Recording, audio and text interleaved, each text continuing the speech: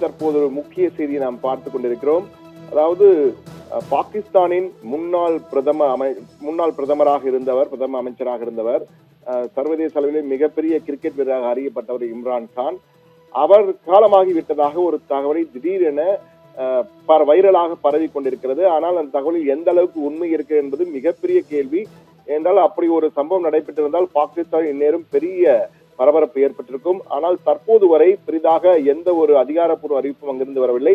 ஆனால் இதை மற்றவர்கள் நம்பும் வகையிலே ஒரு தகவல் தற்போது பரவி கொண்டிருக்கிறது.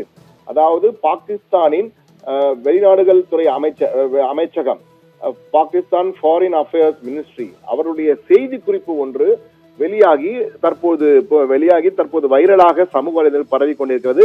அதிலே முன்னாள் பிரதமர் இம்ரான் கான் நீதிமன்ற காவலிலே சிறையில் வைக்கப்பட்டிருக்கிறார். அவர் ஏதோ ஒரு சூழ்நிலையில் தற்போது காலமாகிவிட்டாரா என்றும் அது தொடர்பாக தற்போது விசாரணைக்கு உத்தரவிடப்பட்டிருக்கிறது என்ற வகையிலும் தற்போது ஒரு தகவல் தற்போது பரவி கொண்டிருக்கிறது.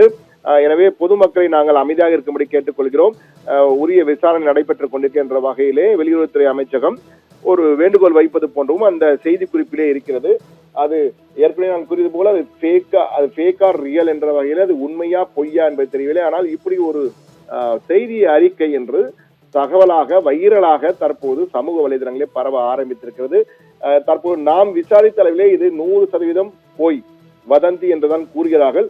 ஆனால் பாகிஸ்தானில் நடைபெறுவ பல விடயங்கள் அவர்களுக்கு மட்டுமே தெரியும் என்பதால் அவர் தற்போது சிறையில் வேறு அடைக்கப்பட்டிருக்கிறார்.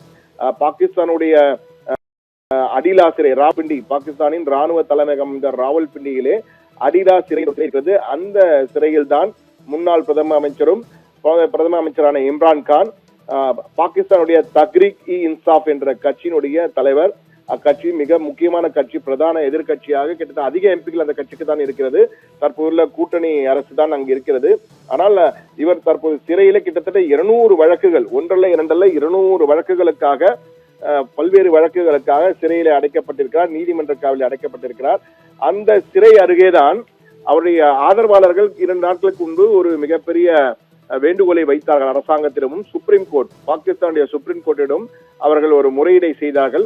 அந்த முறையீடு என்னவென்றால், இந்தியா தொடர்ந்து ஏவுகணை வீசி வருகிறது. குறிப்பாக ராவல்பிண்டியிலே ராணுவ தலைமையகம் அருகே உள்ள அந்த விமானப்படை தளத்தின் மீது கூட இந்தியாவினுடைய ஏவுகணை தாக்கி அழித்து அங்கு மிகப்பெரிய சேதத்தை உருவாக்கி இருக்கிறது.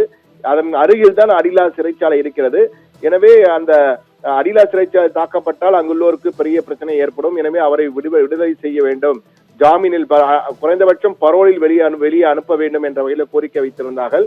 அது மட்டுமல்ல, இந்தியாவின் தாக்குதலை காரணம் காட்டி உள்ளே இவரை கொன்றுவிட்டு இந்தியாவின் தாக்குதலில் இவர் பலியாகிவிட்டார் என்று கூட தற்போதைய ஆட்சியாளர்கள் சொல்வார்கள் என்ற ஒரு வேண்டுகோளை வைத்து அவரை உடனடியாக பரோலை வெளியிட வேண்டும், அவர் உயிருக்கு ஆபத்து இருக்கிறது என்ற வகையிலே அவருடைய ஆதரவாளர்கள் ஒரு கோரிக்கையை வைத்திருந்தார்கள்.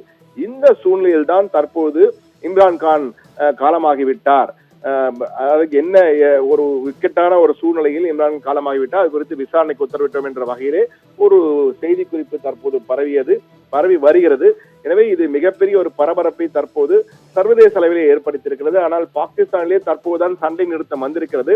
சண்டை நிறுத்தம், இந்தியா பாகிஸ்தானுடைய சண்டை நிறுத்தம் வந்த சில நிமிடங்களிலேயே இந்த செய்தி தற்போது வைரலாக சமூக வலைதளங்களில் வலம் வந்து கொண்டிருக்கிறது.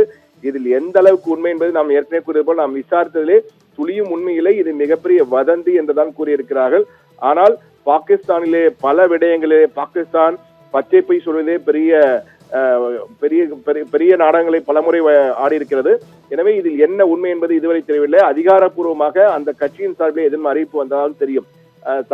இம்ரான் கானின் சகோதரியாக்கும் அலிமா கான் கூட அவரை தொடர்பு கொள்ள முயற்சித்தும் அவரையும் தொடர்பு கொள்ள முடியாத சூழல் தான் இருக்கிறது. எனவே அதிகாரப்பூர்வமாக தகவல் வருவரை இந்த தகவலை யாரும் நம்ப வேண்டாம். தற்போதைக்கு இது வதந்தியாகத்தான் தென்படுகிறது என்பதுதான் உண்மை, நேயர்களே.